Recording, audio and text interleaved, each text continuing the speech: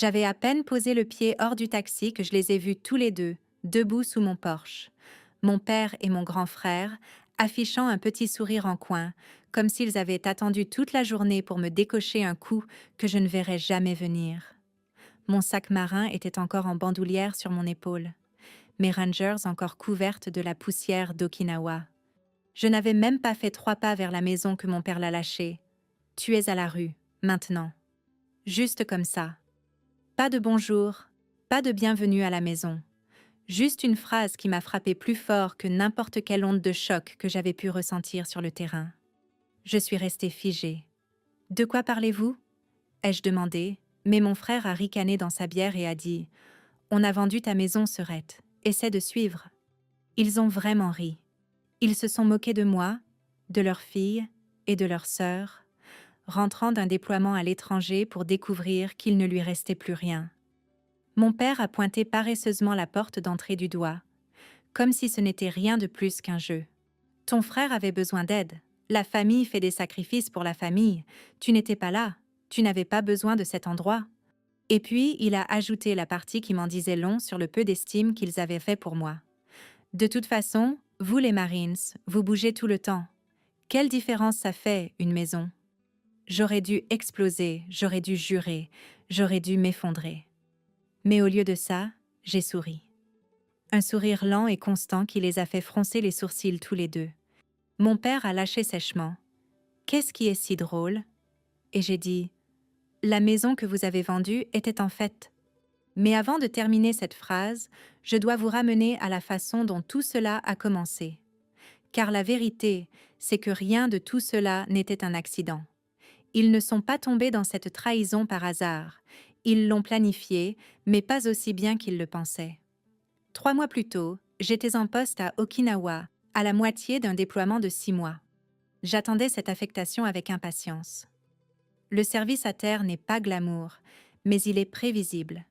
Et la prévisibilité est une chose que les Marines connaissent rarement. Je profitais de mes heures de repos pour appeler chez moi, prendre des nouvelles de la maison et m'assurer que rien ne brûlait. J'étais propriétaire de cet endroit depuis 8 ans.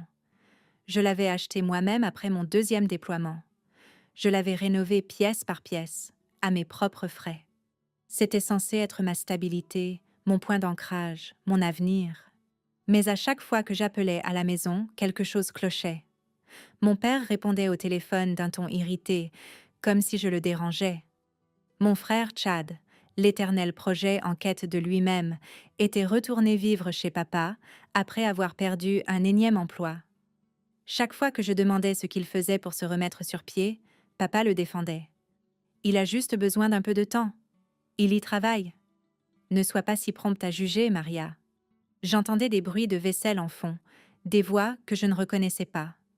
Une fois, j'ai entendu quelqu'un crier « Est-ce qu'elle a déjà envoyé l'argent ?» et l'appel a été coupé 2 secondes plus tard. J'ai essayé de ne pas trop y penser. J'ai essayé de leur accorder le bénéfice du doute.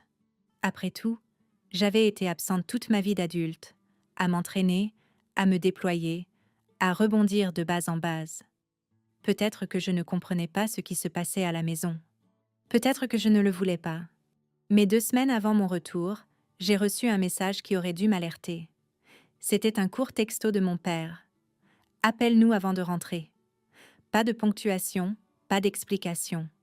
Je l'ai fixé pendant un long moment, ressentant cette torsion glaciale dans le ventre que tout marine connaît. Quelque chose n'allait pas. Quelque chose se préparait. Mais les heures de service étaient folles cette semaine-là. Au moment où j'ai eu l'occasion d'appeler, je suis tombée 2 fois sur la messagerie vocale. Je me suis dit que ce n'était pas important. Mon vol était réservé. Ma permission approuvée. Je serais bientôt à la maison. Et puis, je me suis retrouvée dans mon allée, à dévisager les personnes qui étaient censées être ma famille, réalisant qu'ils avaient vendu le toit au-dessus de ma tête pour rembourser les dettes de jeu de mon frère. Et cette partie-là, je ne la connaissais pas encore. Pas à ce moment-là. Mais je pouvais déjà voir la culpabilité dans leurs yeux et l'impudeur dans leur posture. On peut toujours dire quand quelqu'un a fait quelque chose de terrible et s'est convaincu que c'était justifié. Mon frère a de nouveau levé sa bière, comme s'il célébrait quelque chose. N'aie pas l'air si choqué, Serette. Tu n'étais pas là. Papa avait une procuration. Processus facile. Tu t'en remettras. J'ai senti ma mâchoire se crisper, mais le sourire n'a pas quitté mon visage. Au contraire, il s'est élargi. C'est ce qu'il t'a dit? Ai-je demandé doucement. Les sourcils de mon père se sont froncés. Qu'est-ce que ça veut dire? Je n'ai pas répondu. Pas encore. Parce que ce qu'ils ne savaient pas, ce qui allait les percuter comme un camion dans environ 90 secondes, c'est que la maison qu'ils avaient non vendue n'était pas ce qu'ils croyaient, ni juridiquement, ni financièrement, ni structurellement. Ils n'avaient aucune idée de ce qu'ils avaient réellement mis sur le marché. Mais je n'étais pas prête à leur lâcher ça. Pas tout de suite. Parfois, la vengeance a besoin de mijoter juste un peu plus longtemps. J'ai posé mon sac marin, épousseté ma manche et marché vers le porche, comme si rien ne pouvait m'atteindre. Mon père s'est écarté, agacé mais confus. Mon frère s'est moqué. Regardez-la jouer les filles calmes. Il pensait que j'étais calme parce que j'étais faible, parce que j'étais abasourdie. Il n'avait aucune idée que j'étais calme parce que j'avais déjà 10 coups d'avance. Les Marines ne rentrent pas chez eux en espérant le meilleur. Nous rentrons chez nous préparés au pire. Et ça, ce n'était rien comparé à ce à quoi j'avais survécu auparavant. Je ne suis pas rentrée tout de suite. Je suis juste restée là, sous le porche, avec eux deux qui me dévisageaient, attendant que je pleure, que je craque ou que je m'effondre comme ils l'avaient probablement répété dans leur tête. Mais rien n'est venu. Pas de larmes, pas de supplications, pas d'effondrement.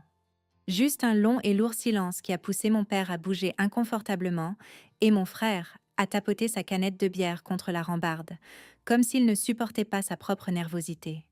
Ce silence était le seul pouvoir dont j'avais besoin à ce moment-là. Finalement, mon père s'est raclé la gorge. « Eh bien, tu ne vas rien dire ?» J'ai penché la tête, en l'étudiant. L'homme qui se levait à 5 heures tous les matins pour me préparer le petit déjeuner avant l'école. L'homme qui se tenait au premier rang lors de la remise des diplômes de mon camp d'entraînement, les larmes aux yeux. L'homme qui m'avait serré si fort dans ses bras avant mon premier déploiement que je pouvais à peine respirer. Je me suis demandé à quel moment exactement il avait cessé d'être cet homme. Je me suis demandé quand j'avais cessé d'être sa fille pour devenir son compte bancaire de secours. « Quand l'as-tu vendu ?» ai-je demandé d'une voix posée. « Il y a 3 semaines, » a-t-il répondu. C'était la bonne chose à faire. Ton frère avait besoin d'aide. C'était reparti. Les besoins, toujours les besoins. Toujours à propos de Chad. Toujours à propos de sa prochaine dose, sa prochaine crise, son prochain revers temporaire. « Et tu n'as pas pensé à m'appeler ?» ai-je demandé. Il s'est moqué. « Tu étais à l'étranger, occupé. Vous, les Marines, vous avez la tête dans les nuages, toujours trop occupé pour décrocher un téléphone. » C'est intéressant, ai-je dit, parce que j'appelais toutes les semaines. Chad a levé les yeux au ciel. « Oh, c'est reparti !» Je me suis tournée vers lui. « Tu le savais? T'es-tu vraiment assis là à le regarder signer pour céder ma maison ?» Il a haussé les épaules, paresseux, indifférent. Papa a dit que c'était bon. Je l'ai cru. Pourquoi ne le ferais-je pas? C'est papa. J'ai failli rire de ça, de voir à quel point un homme adulte pouvait manquer de conscience de lui-même. Mais au lieu de me disputer, j'ai descendu les marches et j'ai fait lentement le tour de la cour, laissant l'air froid de l'État de Washington me vider la tête. La maison avait la même apparence de l'extérieur. Le bardage blanc, les haies taillées, le mât du drapeau que j'avais installé après mon réengagement, mais elle ne dégageait plus la même atmosphère. Quelque chose d'important avait été brisé. Quelque chose de plus profond qu'un acte de propriété ou une signature. Derrière moi, mon père a crié « Nous avons fait bon usage de l'argent. La dette de ton frère est réglée. Il est en sécurité maintenant. » Dette. Ce mot est resté sur mon estomac comme une pierre. Chad n'était pas du genre à rembourser ses dettes. Chad était du genre à créer des dettes comme si c'était un passe-temps. Et papa l'encourageait à chaque étape. J'ai marché vers eux, pas à pas, jusqu'à ce que je me tienne au bas des escaliers du porche. « Vous voulez me dire toute la vérité tous les deux ?» ai-je dit. « Ou vous voulez que je la découvre par moi-même ?» La mâchoire de mon père s'est crispée. Chad a bu le fond de sa bière et a écrasé la canette dans sa main. « Quelle vérité ?» a-t-il dit. « Tu prends ça dans des proportions démesurées. »« Vraiment ?» ai-je demandé. « Parce que quand je suis partie, la maison était payée. Je n'avais aucune dette, aucune hypothèque, rien en attente. Pour la vendre rapidement, il vous aurait fallu des acheteurs au comptant. Ça signifie le désespoir. » Le désespoir de qui? Les yeux de Chad ont scié pendant une seconde à peine, mais je l'ai remarqué. Celui de mon frère, ai-je dit doucement. Alors, on t'écoute. Les jeux de hasard, la drogue, un usurier, c'était quoi cette fois? Mon père a explosé. Arrête d'interroger ton frère comme si c'était un criminel. Je l'interroge, ai-je répondu calmement, parce que ma maison a disparu. Tu étais parti, a-t-il rétorqué. Toujours parti. Toujours le corps des Marines par-ci, le corps des Marines par-là. Tu penses que tu es meilleur que tout le monde? Tu penses que tu n'as pas besoin de cette famille? Je sers ce pays depuis 13 ans, ai-je dit, et à chaque affectation, je rentrais dans cette maison, ma maison, la seule chose pour laquelle j'ai travaillé, la seule chose qui était à moi. Il a balayé l'air d'un geste de la main. Tu en achèteras une autre. Tu gagnes bien ta vie, mieux que lui. Il a pointé Chad du doigt, comme s'il était un enfant sans défense, et non un homme de 39 ans qui avait été tiré d'affaire par la famille, plus de fois que je ne pouvais les compter. J'ai senti quelque chose se fissurer en moi, sans se briser, mais se déplacer. Je les ai vus clairement tous les deux à ce moment-là, comme si un objectif avait enfin fait la mise au point. Papa n'aidait pas Chad parce qu'il était gentil. Il l'aidait parce qu'il avait besoin que quelqu'un ait besoin de lui. Et Chad ne s'excusait pas parce qu'il n'avait jamais eu à le faire. Papa portait toujours le chapeau à sa place. Et maintenant, il m'avait pris quelque chose parce qu'il supposait que j'étais assez forte pour le perdre, assez forte pour rebondir, assez forte pour survivre à la trahison. C'est le problème quand on est la personne forte. Les gens supposent que vous ne sentez pas le couteau quand ils le remuent. Et puis la porte d'entrée s'est ouverte. Une femme est sortie, les cheveux blonds, en pantalon de survêtement, tenant un mug qui disait « Maman a besoin de café ». Ni la petite amie de mon père, ni une voisine, quelqu'un de totalement différent. « Qui êtes-vous » ai-je demandé.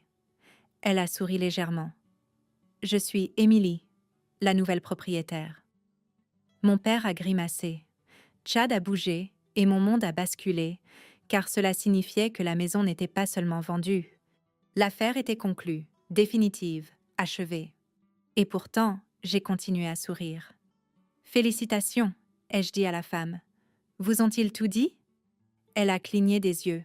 « Tout ?» J'ai regardé à nouveau mon père et mon frère. Leurs visages ont pâli d'une nuance, juste assez pour que je sache que je n'étais pas la seule à me trouver en terrain dangereux. Je me suis tournée vers Émilie. « Vous ont-ils dit que la maison que vous avez achetée ?» J'ai fait une pause, laissant la tension monter, laissant mon père s'agiter et Chad s'agripper à la rambarde, comme si elle pouvait le sauver. « N'en fais pas à leur nom ?» Émilie avait l'air confuse. La voix de mon père s'est brisée. « Maria, ne fais pas ça. » Mais je n'avais pas fini. Loin de là. Émilie a cligné des yeux en me regardant, comme si elle n'était pas sûre de devoir sourire ou de reculer dans la maison qu'elle croyait posséder. Elle avait l'air du genre de femme qui avait essayé d'éviter les conflits toute sa vie. Douce, polie, le genre à s'excuser quand d'autres la bousculent. Et la voilà, prise au milieu d'un désastre dont elle ignorait même l'existence. Elle a tenu son mug de café un peu plus fort. « Comment ça? Ce n'est pas à leur nom?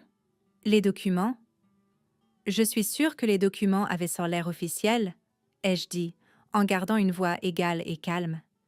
Mais les documents ne racontent qu'une partie de l'histoire. J'ai regardé mon père, puis j'ai laissé le silence s'étirer, le laissant ressentir le poids de ce qu'il avait fait. Son visage est devenu rouge, le genre de rouge qui vient de la honte mêlée à la colère. Chad a marmonné doucement quelque chose dans sa barbe, mais même lui avait cessé de sourire narquoisement. Ils savaient tous les deux que je ne bluffais pas. Ils savaient que j'avais quelque chose qu'ils ne comprenaient pas, quelque chose qu'ils n'avaient pas pris en compte lorsqu'ils avaient décidé d'utiliser ma procuration comme un ticket d'or.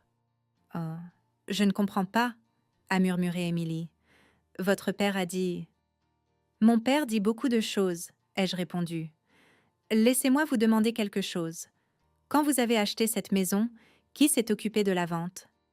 Elle a jeté un coup d'œil à mon père, puis à moi. « Un homme nommé Benson. Il a dit qu'il aidait votre famille pour le transfert. » J'ai fermé les yeux juste une seconde. Benson. Bien sûr, c'était Benson, une vieille connaissance de mon père. Quelqu'un qui avait toujours une relation ou une affaire en cours. Un homme qui opérait dans les zones d'ombre de tout ce qui impliquait de l'argent ou de la propriété. Le genre d'homme qui se pointait au barbecue quand mon père s'était remarié, se vantant toujours d'acheter et de revendre des maisons sans jamais lever un marteau. Le genre qui savait transformer le désespoir en profit. « Avez-vous signé quoi que ce soit en présence d'un avocat ?» ai-je demandé. Elle a secoué la tête. Il a dit que ce n'était pas nécessaire. Il a dit que la famille voulait que ce soit rapide. Le dernier mot s'est un peu brisé. Rapide. C'est comme ça que ces choses se passent. Vente rapide, transfert rapide, mensonge rapide, destruction rapide. Derrière moi, mon père s'est avancé. « Maria, ça suffit. » Tu la contraries. Je me suis retournée lentement. La contrarier? Tu lui as vendu une maison que tu n'avais pas le droit de vendre. Tu m'as volée et tu l'as mise au beau milieu de tout ça. Ma voix est restée calme, mais quelque chose de tranchant bougeait en dessous. Mes années dans le corps des Marines m'avaient appris que hausser la voix était le moyen le plus rapide de perdre le pouvoir. Le silence, la retenue, la précision. Voilà des armes bien plus efficaces. Mon père s'est frotté le front et a dit « Tu n'étais pas là. Tu n'avais pas besoin de la maison. Nous avons géré les choses du mieux que nous pouvions. » « Du mieux que tu pouvais », ai-je répété en écho, ou le moyen le plus rapide de nettoyer un énième désastre de Tchad. Tchad s'est raidi. Ce n'était pas un désastre, c'était un malentendu. Un malentendu qui a coûté des milliers de dollars, ai-je demandé. Ou des dizaines de milliers? Laisse-moi deviner. Paris sportif? Poker? Où es-tu enfin passé aux usuriers? Il a détourné le regard, la mâchoire serrée. C'était une réponse suffisante. Je me suis retournée vers Émilie. « Depuis combien de temps êtes-vous ici ?»« 1 semaine, » a-t-elle dit doucement. « Nous venons d'emménager. »« Et vous ne vous êtes pas demandé pourquoi la vente s'était conclue si vite ?» Elle a un peu hésité. « Mais votre père a dit que vous viviez à l'étranger et que vous vouliez l'argent pour autre chose. Il a dit que vous étiez d'accord. » J'ai relâché une inspiration qui semblait avoir été enfermée en moi pendant des mois. Ce n'était pas juste une trahison, c'était une arnaque, une véritable arnaque, orchestrée et délibérée, menée pendant que j'étais à l'autre bout du monde, portant l'uniforme du pays qui me faisait confiance pour servir avec intégrité. « Émilie, » ai-je dit doucement, « je suis désolée que vous ayez été entraînée là-dedans, mais la vérité, c'est qu'ils n'avaient pas le droit légal de vendre cette maison. Pas entièrement. » J'ai glissé la main dans ma poche et j'en ai sorti un document plié, une copie de quelque chose que j'avais porté sur moi depuis la fin de mon déploiement. Ses yeux ont parcouru la page pendant que je la lui tendais. Cette maison a été achetée grâce à un prêt immobilier pour anciens combattants. Cela signifie que certaines protections s'appliquent, ainsi que certaines règles. Et la vendre sans ma présence, sans mon consentement, sans la procédure légale appropriée. J'ai jeté un coup d'œil à mon père. C'est un problème fédéral, pas un problème familial. Les yeux d'Émilie se sont écarquillés. Le visage de mon père est devenu blême. La bravade de Tchad s'est complètement évaporée. Il ressemblait à un gamin pris en train de voler des bonbons sur l'étagère d'un magasin. J'ai continué. La procuration donne des droits temporaires pour gérer les factures, les réparations, les urgences. Elle ne donne pas le droit de vendre une propriété garantie par le gouvernement fédéral sans déposer une série d'autorisations dont aucune n'a été faite. Émilie a pressé une main contre sa poitrine. « Êtes-vous en train de dire que la vente n'est pas valide ?» « Je dis, ai-je répondu lentement, que ce n'est pas ce que vous pensez que c'est, et malheureusement, vous aurez besoin d'une aide juridique pour régler ça.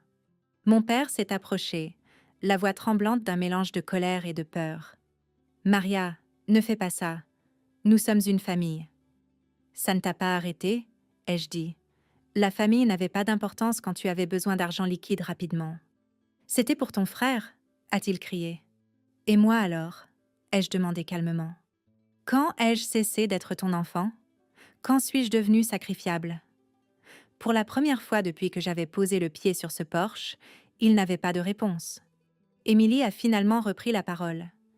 Que faisons-nous maintenant? Vous, ai-je dit, vous prenez un avocat. Et vous lui dites tout.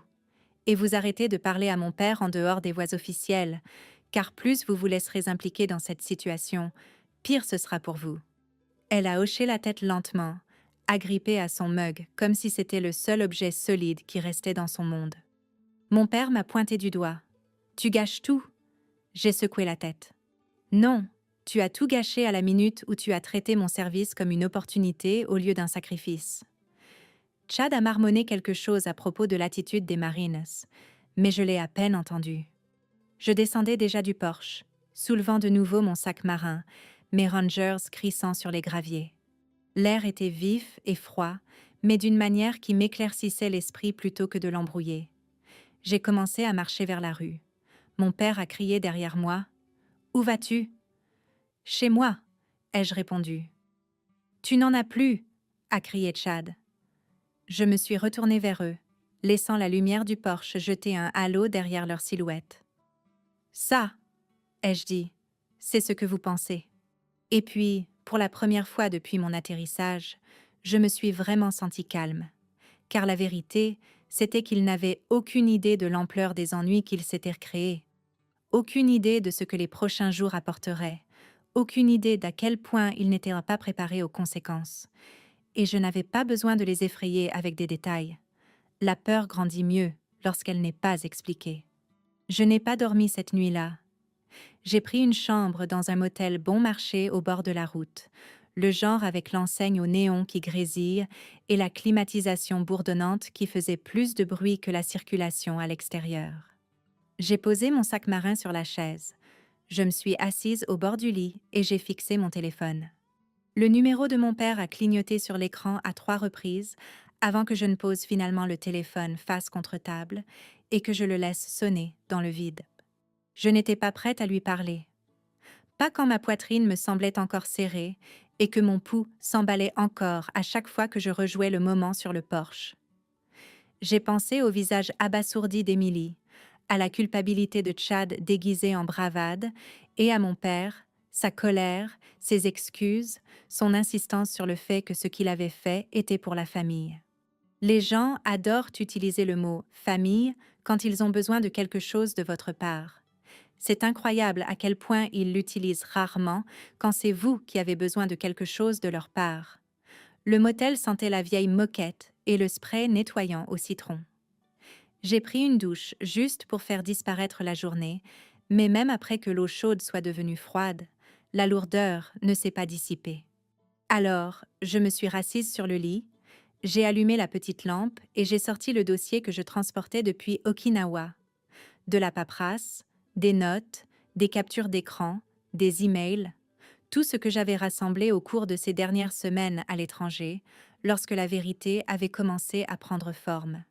Ça ne s'était pas fait d'un seul coup. La trahison le fait rarement. Ça commence par de petites fissures, des silences pesants, de vagues explications, des phrases à moitié terminées.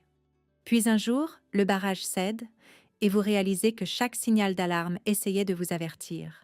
Je me souviens encore du premier instant où j'ai vraiment pris conscience des choses. J'étais debout sur un balcon à l'extérieur des casernes d'Okinawa, l'air chargé d'humidité, mon treillis collant à ma peau, bien que le soleil se soit déjà couché. Les cigales hurlaient dans les arbres, comme si elles essayaient d'étouffer les pensées que j'avais. Mon téléphone a vibré dans ma main. Une autre notification, une autre alerte automatique. J'ai failli l'ignorer, mais j'ai vu les mots « mise à jour de la propriété immobilière ». Et chaque instinct que j'avais jamais affiné dans le corps m'a dit de m'arrêter et de lire. Le message n'était pas long. Il n'expliquait rien. Juste une confirmation numérique qu'un changement de propriété avait été traité. Pas achevé, pas vérifié, juste traité. Mon nom était toujours sur la maison, mais il y avait un autre nom d'ajouté, un nom flou, incomplet, comme si quelqu'un avait entamé un transfert mais ne l'avait pas terminé. J'ai immédiatement appelé mon père. Aucune réponse. Rappelé, je suis tombée directement sur la messagerie vocale. Je lui ai envoyé un texto, pas de réponse. Ensuite, j'ai essayé Chad, même si je savais qu'il ne décrocherait pas. Il ne l'a pas fait. J'ai réessayé. Rien. Je suis restée là, sur ce balcon, le regard tourné vers le Pacifique. La brise nocturne était chaude sur mon visage, mais mon estomac était devenu glacial. Pas parce que je savais ce qui se passait, mais parce que je ne le savais pas. Et cette incertitude était pire que n'importe quelle vérité aurait pu l'être. Le lendemain, pendant ma pause déjeuner, j'ai demandé à l'un des officiers du JAG sur la base s'il avait 5 minutes. Il m'en a donné 10. Je lui ai raconté ce que j'avais vu. Il n'a pas paniqué. Il a juste posé une question. Qui a votre procuration? Quand j'ai prononcé le nom de mon père, quelque chose dans son expression a changé. Ni pitié, ni jugement, mais de la reconnaissance. Il avait vu ça auparavant, trop de fois. Il m'a raconté des histoires, vagues, sans nom, de militaires qui se faisaient plumer pendant leur déploiement. Des familles qui vendirent des voitures, vidaient des comptes, refinancèrent des propriétés, vidaient des garde-meubles et même qui signaient des papiers de divorce au nom de quelqu'un à l'autre bout du monde. La confiance, c'est bien, a-t-il dit, mais le contrôle, c'est mieux. Ces mots me sont restés. La confiance, c'est bien, le contrôle, c'est mieux. Je lui ai demandé ce que je devais faire ensuite. Il m'a dit de demander les registres complets des transactions au comté. Il m'a montré à quel bureau envoyer un email, quel formulaire soumettre, comment formuler la demande pour qu'elle ne soit pas enterrée. J'ai tout envoyé le même après-midi. Une semaine plus tard, le dossier est arrivé. Je l'ai ouvert sur ma couchette, m'attendant à de la confusion, une erreur administrative. Mais dès que j'ai vu les signatures, les dates, les annotations, le nom de l'acheteur, Benson, j'ai ressenti le genre de froid qui s'insinue dans vos os et qui ne dégèle pas. Mon père avait signé la première autorisation 2 jours après m'avoir dit qu'il adorait la tranquillité de la maison ces derniers temps. Il avait signé la deuxième après m'avoir envoyé un emoji cœur par texto. Et la troisième, celle qui permettait à la propriété d'être mise en vente, le même jour où je l'avais appelé lors d'un exercice sur le terrain pour lui dire que ma maison me manquait. Il ne me l'a jamais dit, pas une seule fois, pas même une allusion. Et Chad, les registres indiquaient son compte bancaire comme l'une des destinations de l'argent transféré. Je suis restée assise sur ma couchette pendant un long moment, à fixer l'écran. Je me souviens de la faible lumière au-dessus de mon lit qui vacillait, du bourdonnement du ventilateur au-dessus de ma tête, des bruits étouffés des Marines qui riaient dans le couloir après une longue journée. La vie continuait de bouger autour de moi, mais je me sentais figée. Plus tard dans la nuit, j'ai rappelé mon père. Cette fois, il a répondu, mais seulement parce qu'il n'avait pas reconnu le numéro. J'avais utilisé le téléphone du bureau au lieu du mien. Sa voix était joyeuse au début, trop joyeuse. « Hé, ma chérie, tout va bien là-bas » J'ai dégluti péniblement. « As-tu vendu ma maison ?» La pause qui a suivi m'a tout dit. 5 secondes, 10, 15.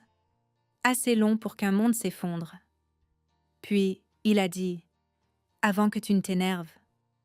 J'ai raccroché. Je n'avais pas confiance en moi pour parler. Et au cours des jours suivants, à chaque fois qu'il rappelait, je laissais sonner. Je n'étais pas prête à entendre des excuses. Je n'étais pas prête à écouter son raisonnement, sa culpabilité ou sa justification. Je n'étais pas prête à écouter un homme qui ne m'avait pas assez respectée pour me dire la vérité. Mais ce pourquoi j'étais prête, ce qui, lentement et régulièrement, a commencé à se construire en moi, c'était un plan. Les gens pensent que la vengeance est bruyante, explosive, dramatique. Mais la vérité, c'est qu'une bonne vengeance est silencieuse. Elle respire, elle attend, elle observe, elle s'aiguise dans l'obscurité jusqu'au moment où l'on en a besoin. Quand mon déploiement a pris fin, je n'ai fait aucune annonce. J'ai réservé le premier vol pour rentrer et j'ai atterri à Sitak avant le lever du soleil. Je ne l'ai pas dit à papa, je ne l'ai pas dit à Chad, je ne l'ai dit à personne. J'ai loué une voiture à l'aéroport, je me suis arrêtée au bureau d'enregistrement du comté dès son ouverture, et j'ai demandé chaque document en personne. J'ai passé 2 heures avec une greffière qui avait vu suffisamment de conflits familiaux désordonnés pour repérer les ennuis à des kilomètres. Elle n'a pas dit grand-chose, mais la compassion dans ses yeux m'a dit que je n'avais pas tort. Quand je suis sortie avec le paquet complet de documents, la vérité m'a frappée de plein fouet. Pour la première fois, mon père et mon frère s'étaient eux-mêmes acculés sur le plan légal.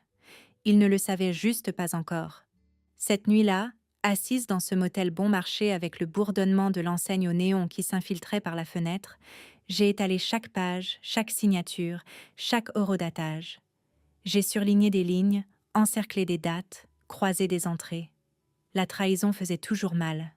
Mon Dieu, que ça faisait mal. Mais la clarté qui est venue en comprenant l'ampleur de leurs erreurs m'a fait l'effet d'air qui remplissait à nouveau mes poumons. Ils pensaient m'avoir vaincue. Ils pensaient que je rentrerais à la maison impuissante. Ils pensaient qu'une marine s'effondrerait à cause d'une maison. Mais ils ont oublié quelque chose.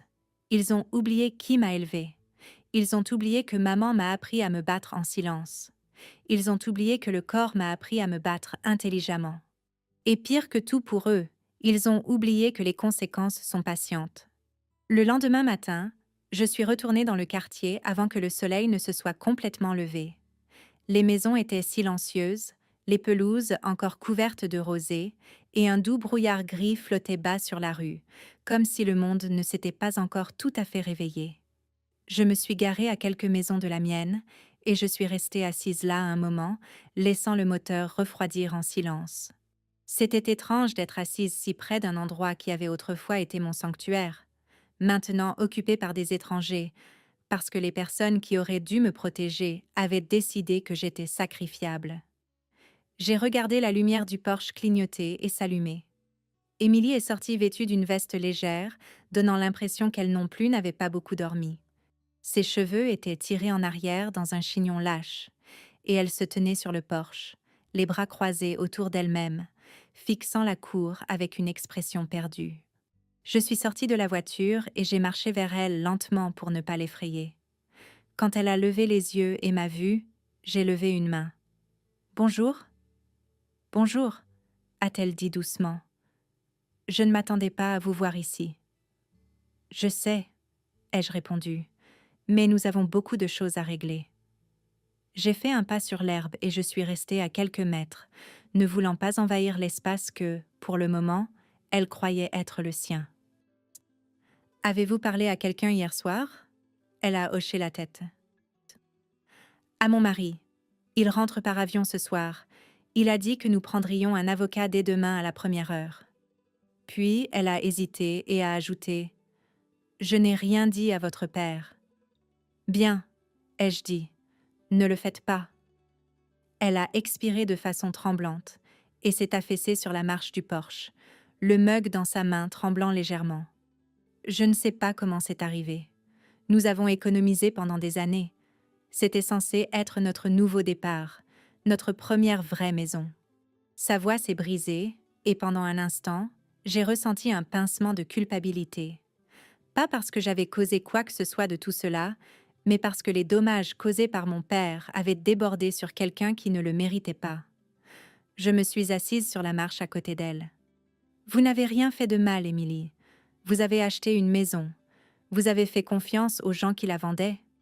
C'est ce que n'importe qui aurait fait. » Elle a hoché la tête, mais des larmes ont glissé sur sa joue. De toute façon, quand il nous a dit qu'il avait l'autorité nécessaire, nous l'avons cru. Il avait l'air si certain. « Mon père a toujours l'air certain, » ai-je dit. « Même quand il a tout faux. » Elle s'est essuyé le visage rapidement. « Que pensez-vous qu'il va se passer maintenant ? Cela dépend de votre degré d'honnêteté envers votre avocat. » ai-je répondu, et de leur degré d'honnêteté envers le tribunal. J'ai plongé la main dans mon sac et j'ai sorti 2 copies des documents que j'avais rassemblés. Tenez, c'est pour votre avocat. Il résume tout ce que je vous ai dit hier. Émilie a pris les papiers, ses doigts frôlant brièvement les miens. Ça va devenir très compliqué, n'est-ce pas? Oui, ai-je dit, mais compliqué ne veut pas dire désespéré. Avant qu'elle ne puisse répondre, la porte d'entrée s'est ouverte à la volée et mon père est sorti.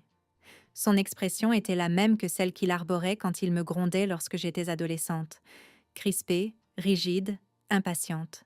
« Maria, que fais-tu ici ?»« Je parle, » ai-je dit calmement. Il m'a pointé du doigt comme si j'étais une intruse sur ma propre pelouse. « Pas sans ma permission, tu ne le fais pas. » Je l'ai fixé du regard. « Ta permission ?» ai-je répété. « C'est intéressant, vu que rien de tout cela ne t'appartient. »« Ça ne t'appartient pas non plus !» a-t-il crié, et Émilie a tressailli à côté de moi. Je me suis levée de la marche et je lui ai fait face. « Ça ne t'a jamais appartenu. Tu as agi comme si tu pouvais prendre des décisions sur ma vie parce que tu avais un bout de papier et une signature. La procuration, ce n'est pas la propriété, papa. C'est une responsabilité. Et tu en as abusé. »« J'ai fait ce que j'avais à faire, » a-t-il dit, la voix tremblante de colère. « Ton frère était en danger. Il avait des gens à ses trousses. »« Il a toujours des gens à ses trousses, » ai-je répondu. « Ce n'est pas une excuse pour me voler. »« Ce n'était pas du vol, » a-t-il aboyé. « Tu le juges toujours. Tu penses toujours que tu es meilleur que lui parce que tu es une marine. Mais c'est mon fils, lui aussi, et il avait besoin d'aide. »« Et moi, non ?»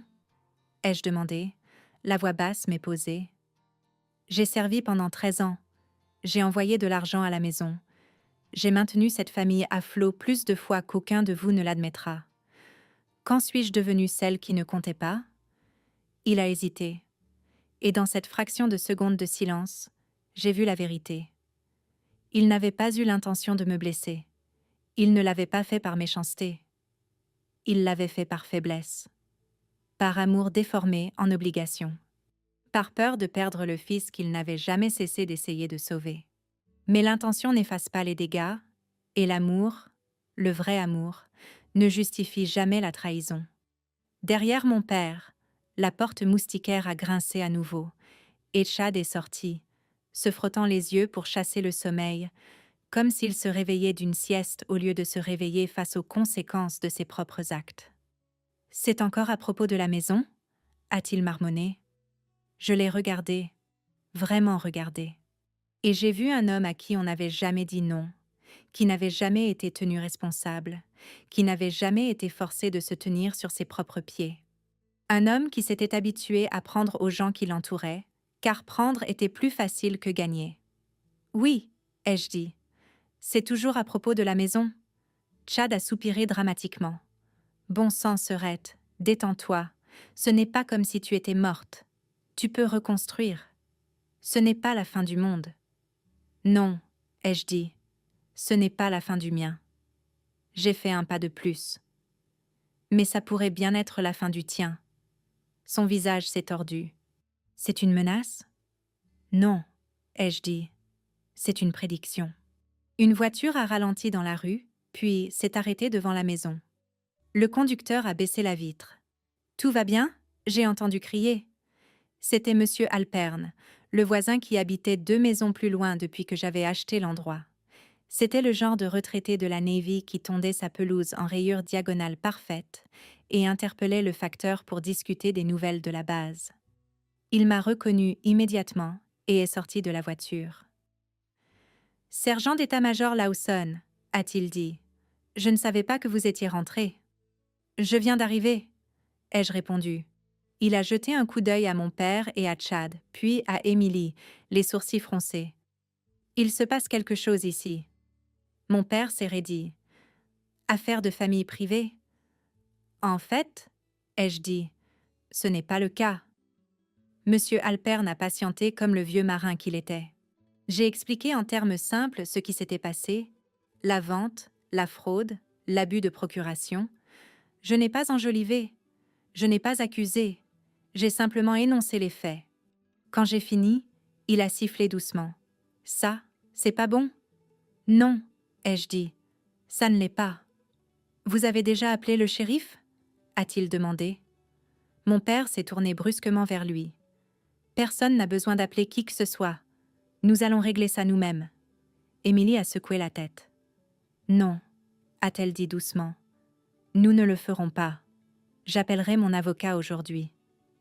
Et je vais contacter le bureau juridique des anciens combattants, ai-je ajouté. Ils doivent être impliqués. Le visage de mon père s'est décomposé. Maria, s'il te plaît, ne fais pas ça. Nous sommes une famille. Je l'ai regardé pendant un long moment. Je sais, ai-je dit doucement. C'est pour ça que ça fait mal. Il a dégluti péniblement. J'ai fait une erreur. Tu en as fait plusieurs, ai-je répondu. Et maintenant, on en assume les conséquences. Pendant un moment, personne n'a parlé. Un oiseau a gazouillé quelque part. Une voiture est passée. Le monde a continué de tourner, même si le nôtre semblait s'effondrer. Je me suis tournée vers Émilie. Vous devriez rentrer. Vous avez une longue journée qui vous attend. Elle a hoché la tête et s'est glissée de nouveau dans la maison. Monsieur Alperne est retourné à sa voiture et je suis descendue du porche en me dirigeant vers la rue. Mon père m'a interpellée, la voix brisée. « Où vas-tu maintenant ?»« Faire ce que tu aurais dû faire, » ai-je dit sans me retourner. Dire la vérité. J'ai passé le reste de la matinée dans le bureau du shérif, un endroit où j'étais entrée une fois auparavant, lorsque j'avais emménagé dans le quartier, pour enregistrer mon adresse après mon déploiement. À l'époque, c'était une procédure simple.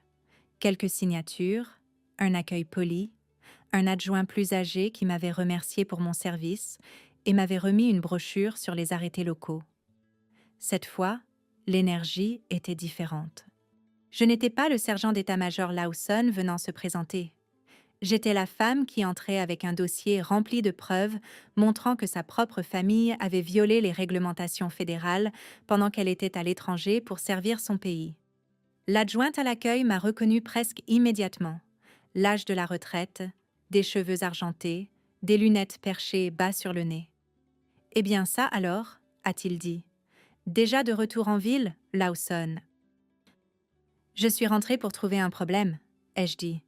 Il a levé complètement les yeux, puis, étudiant mon expression, il a remarqué le dossier serré contre ma poitrine. Il a hoché la tête lentement. « Laissez-moi aller chercher le lieutenant Donaghue. » En quelques minutes, j'étais assise en face de Donaghue dans son bureau. Il était plus jeune que l'adjoint à l'extérieur, mais plus âgé que moi.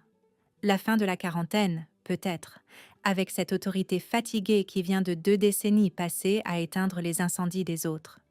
J'ai posé le dossier sur son bureau. Il l'a ouvert, a parcouru les premières pages et a poussé un long et silencieux soupir. « Votre père a signé ça ?»« Oui. »« Et la connexion de l'acheteur ?»« Benson, vous le connaissez ?»« Malheureusement, oui, » ai-je répondu. Donaghue a continué à tourner les pages, son visage se crispant à chaque nouvelle feuille. Propriété garantie par le gouvernement, utilisation non autorisée d'une procuration, vente précipitée, pas de supervision d'un avocat, pas d'approbation du tribunal. Ce n'est pas une mince affaire. Il s'est calé au fond de sa chaise. C'est un sacré pétrin. Je sais. Il s'est frotté le menton, pensif. La vente ne peut pas être finalisée légalement et votre père et votre frère pourraient bien avoir. Ils pourraient avoir commis plus d'un délit ici. J'en suis consciente. Il a fermé le dossier doucement, comme si c'était quelque chose de fragile. Je vais devoir envoyer ça au procureur du comté et nous aurons besoin des déclarations de toutes les personnes impliquées. Vous, l'acheteuse, votre père, votre frère, l'intermédiaire. Comment s'appelle-t-il déjà ? Benson. Il a secoué la tête. Il a déjà été dans notre collimateur. Bien sûr que oui. Lawson, a-t-il dit prudemment. Êtes-vous sûr de vouloir aller de l'avant avec ça ? Une fois que nous aurons commencé, il n'y aura pas de retour en arrière. Ce sera public. Ça deviendra sordide. Ça détruira la réputation de votre père, et peut-être plus encore. J'ai pris une lente inspiration. Lieutenant, il a détruit ma confiance. Il a profité de mon déploiement pour prendre quelque chose que j'ai passé des années à construire. Si je laisse passer ça parce que c'est inconfortable, alors chaque militaire ayant des problèmes familiaux devient vulnérable. Donagu a hoché la tête. Très bien alors. Nous allons commencer aujourd'hui. Pendant l'heure qui a suivi, je me suis assise avec une jeune adjointe qui a transcrit l'intégralité de mon récit pendant que Donagu passait des appels. J'ai tout décrit. La signature de la procuration, les emails à Okinawa, les appels sans réponse, le texto de Tchad, la nuit sur le balcon où j'ai découvert le changement de propriétaire, la vente précipitée, la confrontation sur le porche, l'implication d'Émilie. L'adjointe tapait rapidement, sans jamais m'interrompre, sauf pour clarifier des dates et des noms. Quand j'ai fini, elle a levé les yeux et a dit doucement « Je suis désolée ». Cette compassion inattendue a failli me faire craquer. À la place, j'ai hoché la tête et j'ai dit « Merci ». Quand je suis sortie du bureau du shérif, le soleil de l'après-midi était haut, réchauffant le trottoir. J'ai ressenti un étrange mélange d'épuisement et de clarté. Ce n'était plus de la vengeance. Pas au sens puéril du terme. C'était de la responsabilité. Et rendre des comptes demande du travail. Émilie m'a appelé plus tard dans l'après-midi. Sa voix tremblait lorsqu'elle m'a dit que son avocat avait tout confirmé. La vente n'était pas valide et elle avait des motifs pour intenter une action en justice, non seulement pour annuler le transfert, mais aussi pour tenir Benson et mon père responsables des dommages et intérêts. « Je ne voulais rien de tout ça », a-t-elle dit. « Je voulais juste une maison. »« Je sais », ai-je dit doucement. « Et vous en aurez une, mais celle-ci doit d'abord être réparée. » Elle a demandé si j'accepterais de parler directement à son avocat. J'ai accepté. 1 heure plus tard, j'étais en conférence téléphonique, reprenant chaque détail, laissant l'avocat m'interrompre, poser des questions, confirmer la chronologie. Plus je parlais, plus je me sentais calme, comme si chaque mot m'enlevait un nouveau poids de la poitrine. Mais la véritable confrontation restait à venir. Vers 20 heures ce soir-là, juste au moment où le ciel se fondait dans ce bleu profond entre le jour et la nuit, mon téléphone a sonné de nouveau. Cette fois, ce n'était pas Émilie. Ce n'était pas le bureau du shérif, c'était papa. Pendant un instant, j'ai envisagé de laisser sonner, mais quelque chose en moi, peut-être la part qui se souvenait encore du père qu'il avait été, m'a poussé à répondre. Il n'a pas crié cette fois. Sa voix était petite, crispée, presque fragile. « Maria, le bureau du shérif est passé. »« Je sais. »« Ils ont dit que tu avais déposé une plainte. »« Je l'ai fait. » Il a lâché un souffle tremblant. « Tu n'étais pas obligé de faire ça. » J'ai fermé les yeux. « Je t'ai donné toutes les chances d'être honnête. Tu ne l'as pas été. »« J'ai fait une erreur, » a-t-il répété, comme si le fait de redire ces mots allait leur donner un sens. « Tu as fait une série de choix, » l'ai-je corrigé, « et chacun d'entre eux a blessé quelqu'un. »« Ce n'était pas censé te blesser, » a-t-il murmuré. « Papa, ça allait forcément me blesser. Tu as vendu ma maison. » Il y a eu une longue pause. Je l'ai entendu inspirer lentement et lourdement. « Pouvons-nous parler en personne ?» a-t-il demandé. « Oui, » ai-je dit, « mais pas seul. » Il a eu l'air blessé par cela, mais il n'a pas protesté. « D'accord. Demain matin, chez toi. »« Chez moi ?» ai-je répété, laissant les mots s'installer dans l'espace entre nous. « Je serai là. » Quand j'ai raccroché, la chambre de motel m'a semblé plus lourde qu'avant. Pas à cause de la peur. Non, cette partie-là était passée. Ce que je ressentais maintenant, c'était le poids des fins et des commencements entremêlés si étroitement que je ne pouvais pas dire lequel était lequel. Je n'ai pas beaucoup dormi cette nuit-là non plus, mais je n'étais pas agitée. J'étais prête. Le lendemain matin, je suis retournée à la maison. Émilie était là avec son avocat. L'adjoint du shérif est arrivé peu de temps après. Puis mon père et Tchad se sont garés avec le camion de papa, tous deux ayant l'air plus petits que je ne les avais jamais vus. Papa refusait de croiser mon regard. Chad avait l'air de vouloir disparaître sous terre. Nous nous sommes tenus en un cercle dispersé dans la cour. Pas de cris, pas de drame, juste la tension silencieuse d'une vérité enfin acculée. N'ayant plus d'échappatoire, papa s'est raclé la gorge. Je ne réalisais pas que c'était illégal, a-t-il dit. Je le jure devant Dieu que je l'ignorais. Tu ne voulais pas le réaliser, ai-je dit doucement. Il y a une différence. Chad a marmonné quelque chose, mais son avocat, oui, il en avait amené un, a posé une main sur son épaule, le réduisant au silence. L'adjoint du shérif a expliqué les prochaines étapes, les déclarations, les restrictions temporaires concernant papa et Chad au sujet de la propriété, l'enquête à venir, la probabilité de poursuite. Le visage de mon père a blêmi à ce mot. Il m'a regardé, les yeux larmoyants. Je n'ai jamais voulu qu'on en arrive là. Je sais, ai-je dit, mais tu nous y as amenés. Puis je me suis détournée, car il n'y avait plus rien d'autre à ajouter.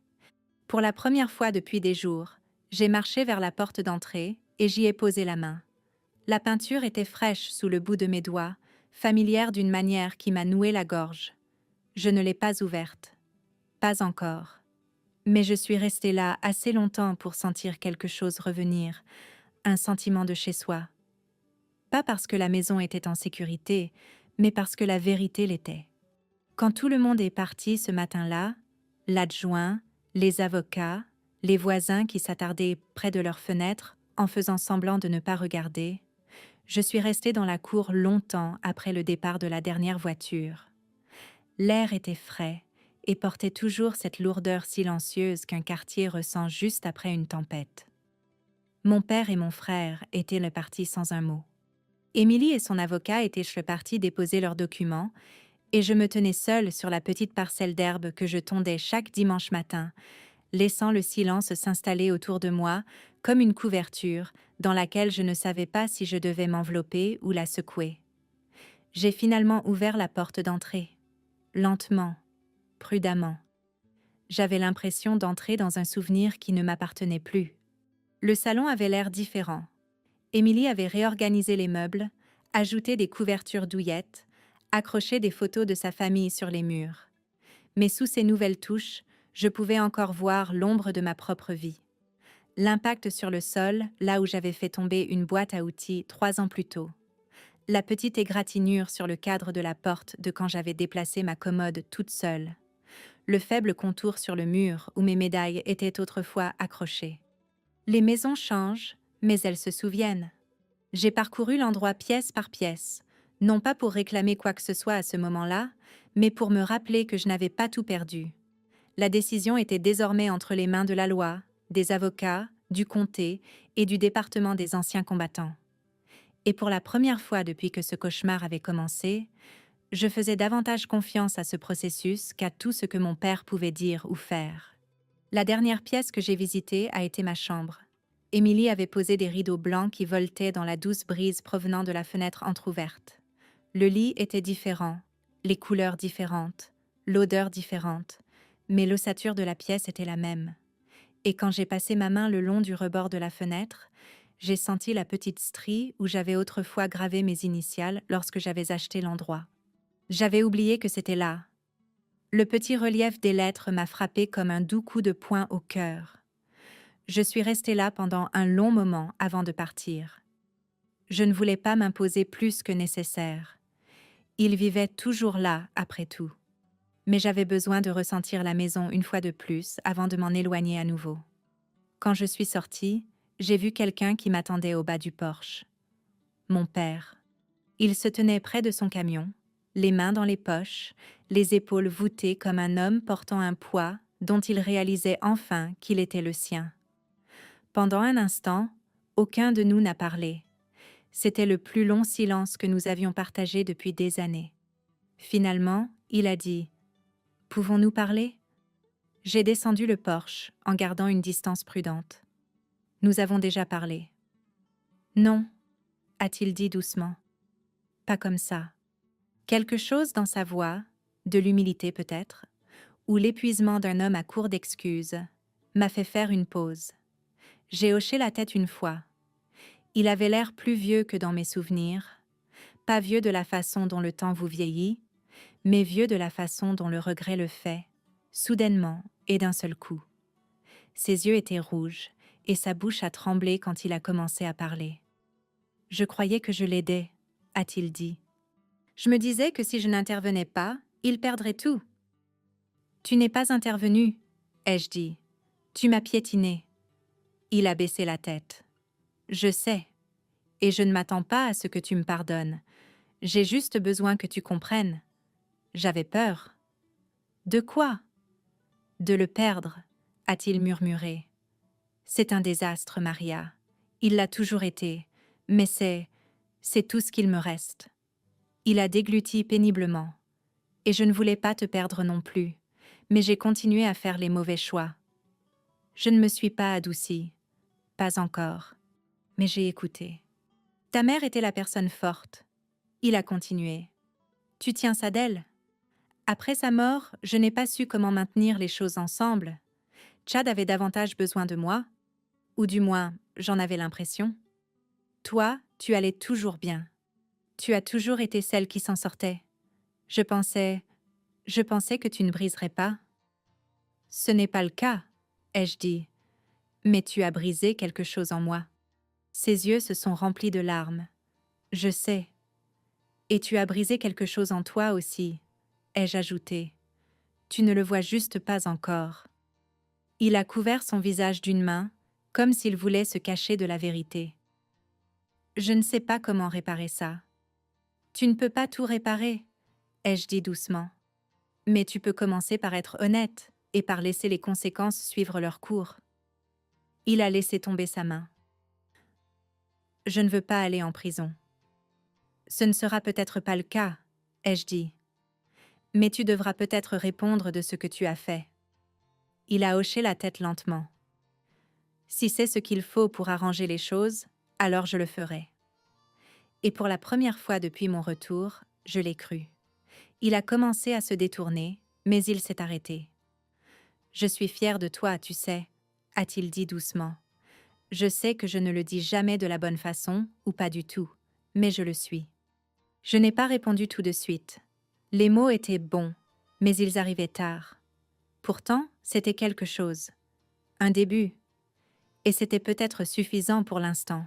« Prends soin de toi, » ai-je dit, « et prends tes responsabilités. » Il a hoché la tête à nouveau, est monté dans son camion et est parti lentement, comme si ses roues étaient lourdes. Je suis restée dans la cour encore un peu, laissant l'air emporter une partie du poids de mes épaules. Émilie est sortie peu de temps après, les mains dans les poches de son manteau, avec une expression plus bienveillante que ce que je méritais. « Allez-vous bien ?» a-t-elle demandé.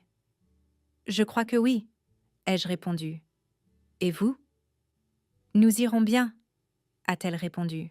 « Cela prendra du temps, mais nous trouverons une solution. »« Je suis contente, » lui ai-je dit. « Quoi qu'il arrive, je veux que vous retombiez sur vos pieds. » Elle a souri un peu. « Vous aussi. » Les semaines suivantes se sont déroulées lentement. Les avocats se sont rencontrés, des documents ont été déposés. Benson a disparu pendant 2 jours jusqu'à ce que le shérif le trouve caché dans la caravane d'un ami. Chad a assisté aux réunions obligatoires avec un avocat commis d'office. Mon père a fait une déclaration qui a duré 3 heures et l'a laissé pâle et tremblant, mais il n'a pas reculé. Il a affronté ce qu'il avait fait. Et la maison? Après suffisamment de querelles juridiques pour remplir un tiroir, la vente a été officiellement annulée. Émilie et son mari ont été remboursés par le fonds d'urgence contre la fraude du comté, tout en poursuivant Benson pour obtenir une indemnisation.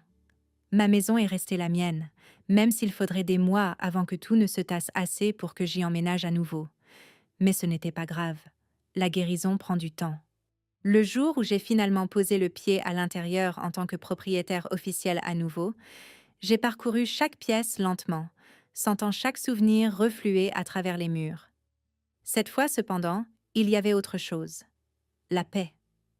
Pas une paix parfaite, pas une paix absolue, mais une acceptation silencieuse. Une douceur que je n'avais pas ressentie depuis des années. Je me suis tenue au milieu du salon et j'ai murmuré « Je suis à la maison ». Mais la vérité était plus grande que ça. Je n'étais pas seulement à la maison. J'étais de nouveau entière, d'une manière que la trahison n'avait pas pu briser et que le pardon n'avait pas effacé, mais adouci, comme quelque chose de tranchant qui perd enfin son fil. Et s'il y a une chose que je veux que vous reteniez de mon histoire, c'est ceci. La famille peut vous faire défaut. Les gens peuvent vous décevoir. Ceux que vous aimez le plus peuvent être ceux qui vous blessent le plus profondément. Mais vous ne perdez pas votre valeur parce que quelqu'un d'autre s'est perdu en chemin. Vous ne cessez pas de mériter une place dans ce monde parce que quelqu'un a essayé de vous la prendre.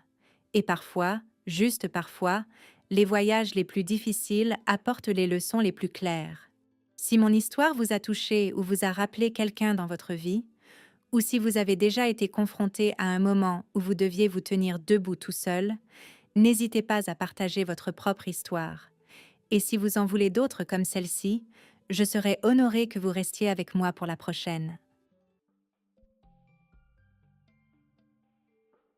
¿Cómo estuvo su fin de semana, plebes? El mío estuvo raro. Estuvo raro. Tengo que decir eso, estuvo raro.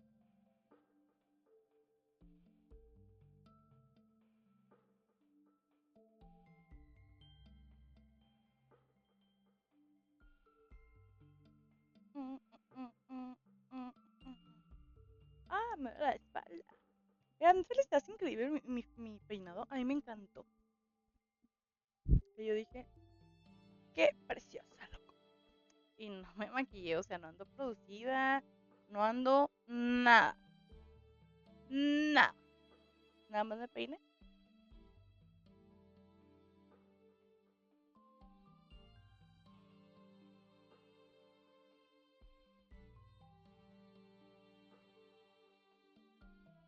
Mm, ¿verdad que sí? Está muy bonito. Bueno, vamos a jugar, ¿ok? Así que quiero que vean cómo va este rollo.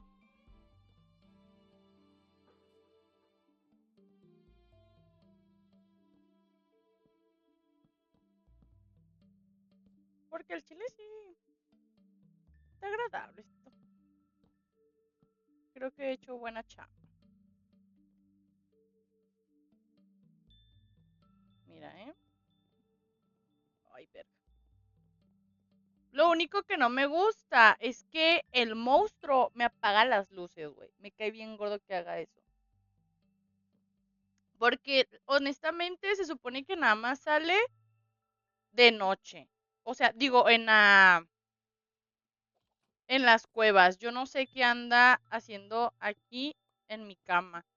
El otro día se metió el Fer y me dijo de que, ay, echaron pasión. Y yo no, güey. No. Y ya quité esa madre. Quedó algo así. Obviamente todavía le faltan detalles, pero ahí la llevo. Al menos ya no está esa madre cuadrada. Miren, quiero que lo vean de por acá. Ven.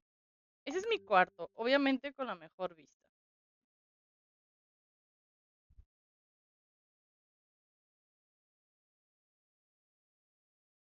Eh, miren, guacha. A mí me gusta, a mí me encanta. Me falta como quizás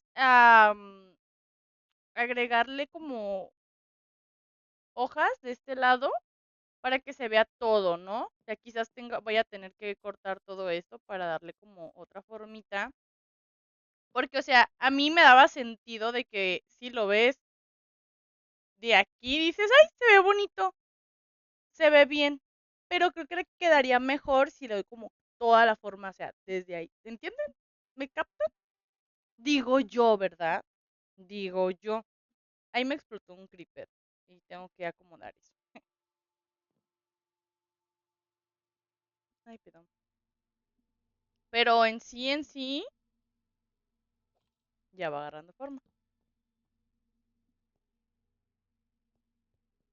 Aquí esto lo estoy acomodando para ponerle como techito y voy a poner como una lámpara ahí, bien perra. Sí, güey, me explotó un creeper. Creeper 2, Aileen 0. ¿Sabes? Yo digo, qué coraje, loco.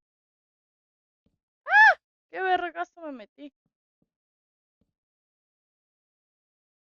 Mm, es que para ese necesito las tijeras y no las traigo. Ya me quiero ir a minar, güey. Ya el Fer ya vio que ya avancé, ya me puedo ir a minar a gusto. Sí, ¿no?